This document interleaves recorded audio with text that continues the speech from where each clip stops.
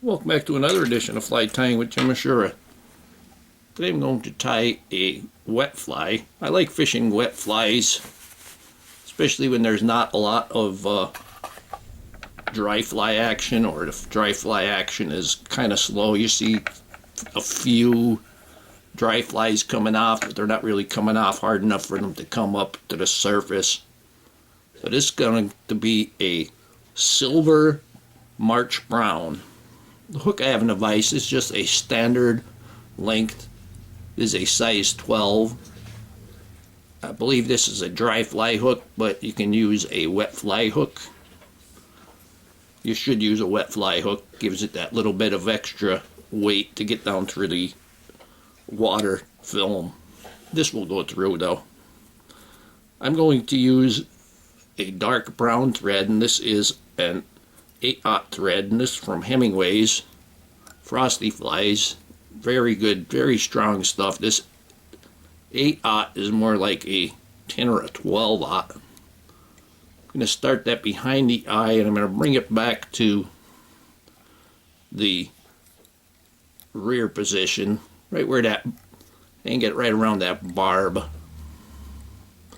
where that barb would have been if I didn't crimp it down.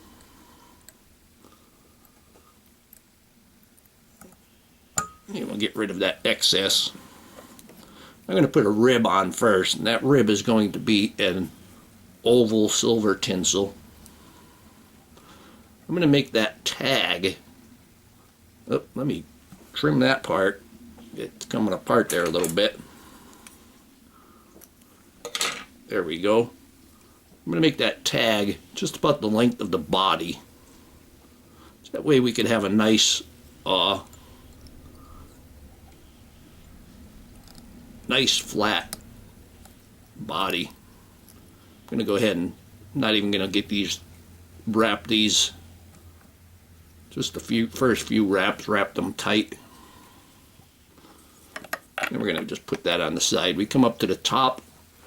Now we're going to take our body, and for that I'm going to use, this is a number 16. You could probably use a 14 on a size 12, but you can tie this fly down to size 18. And this is a gold and silver tinsel. And when I'm wrapping from the front, I'm going to put the gold side to the hook.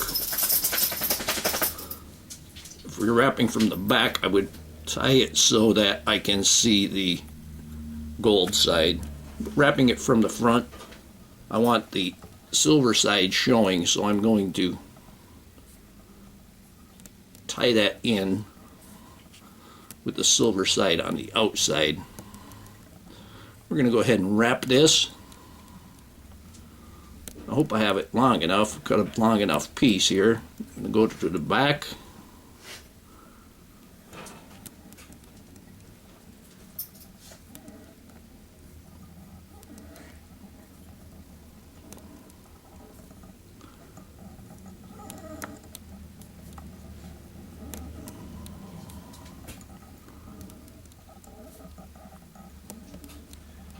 And we get to the back, and then we're going to come forward. By going from the front, going back, and then back up to the front again, it ensures that you get a full coverage. My eyes aren't exactly the greatest these days. I'll be 55 in a couple weeks, so my eyes aren't exactly the best right now. But going from the front to the back and back up again, it ensures that you're not going to have any gaps in there. Put my Hackle pliers on there and bring that up the rest of the way.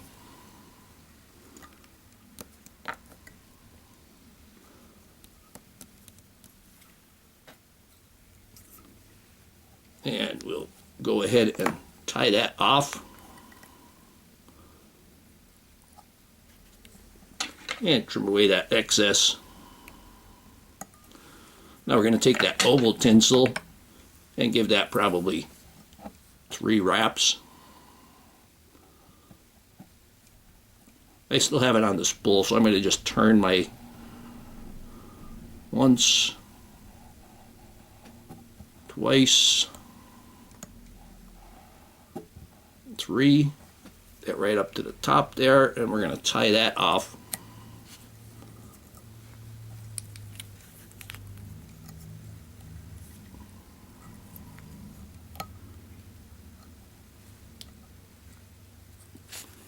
I'm going to go ahead and trim away that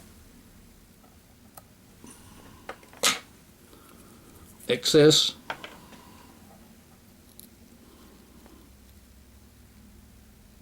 Clean that up. Now we're going to put the hackle in, or the throat, and for that we're going to use a partridge feather. I got all this fluff on here, so I'm going to peel that fluff, and I'm going to try and not break it.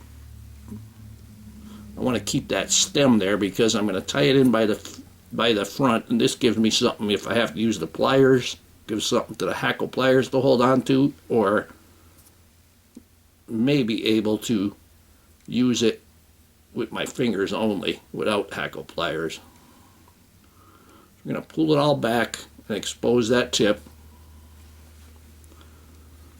and I'm going to tie it in with the curve to the hook shank.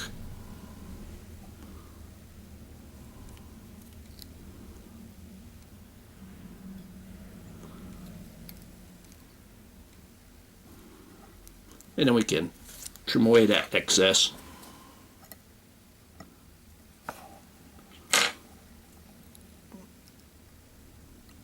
Actually going to put a wrap through the very first hackles there. I'm going to have to use my hackle pliers, but I still got a lot of hackle stem there to grab hold of. Going to fold that all to one side. We're going to give that maybe 2 wraps.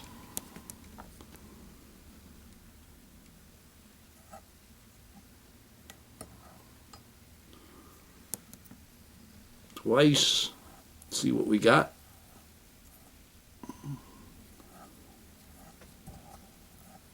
going to go ahead for a 3rd wrap. That's going to finish that feather right off. We're going to remove some of this hackle, so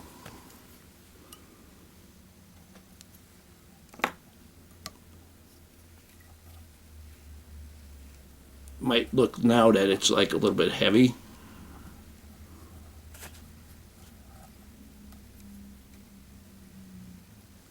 Pull that stem back and secure that.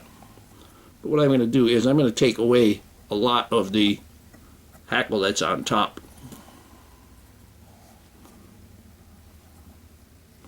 Just want that hackle on the bottom there.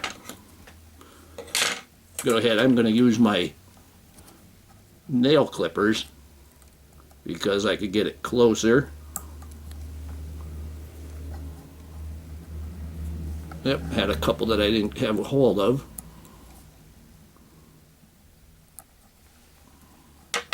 I know a very sharp, nice sharp pair of scissors will do the same thing, but nail clippers are right there. And there we have our throat.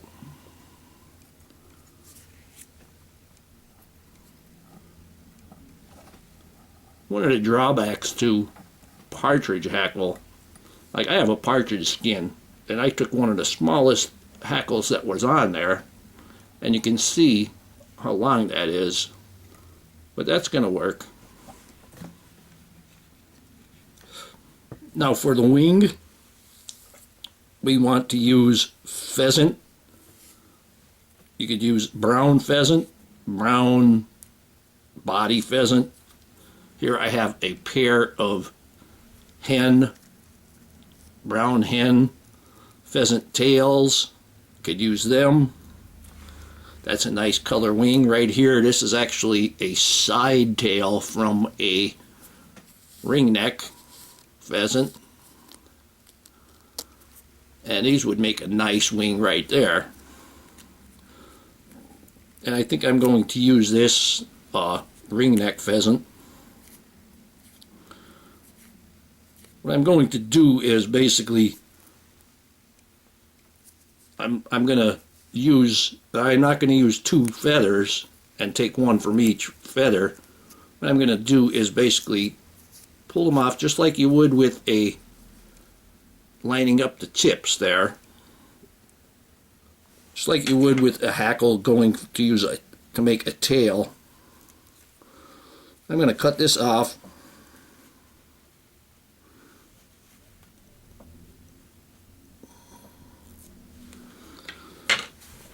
And what I'm going to do is simply just fold this in half.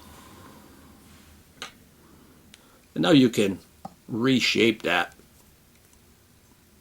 Just by stroking it, you can reshape that. And I can get the length of the wing that I want.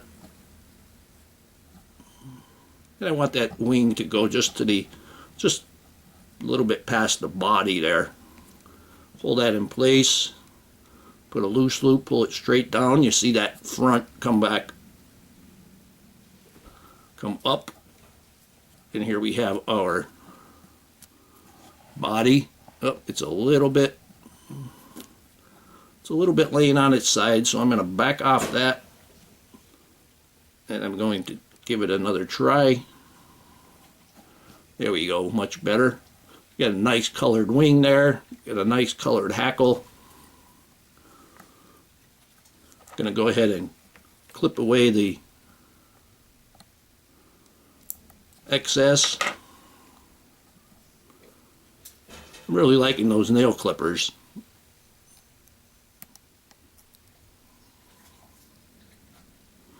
We'll make the head.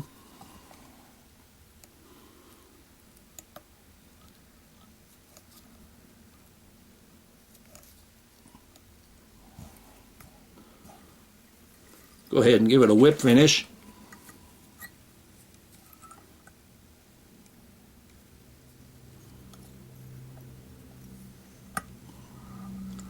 Now when you swing this through the ripples, that silver will imitate an air bubble. Give a little glint here or there and trigger those trout to take. I'll put a little bit of head cement on there and clean it off fairly well. And when I put the head cement on, I'm going to put a little bit on the base of the wing. That will help hold it together a little bit. You can see I got some on that base of that wing. And here we have a silver March brown. Hope that you learned something from this video. Hope that you would subscribe to my channel. Please refer me to your friends. Please visit my sponsors. Leave comments, questions, suggestions. If you'd like to purchase the flies that I tie, you can get them. I tie them myself. You could go to etsy.com/shop/theflymanjim, and that's my Etsy page. And most of all, thank you very much for watching my videos.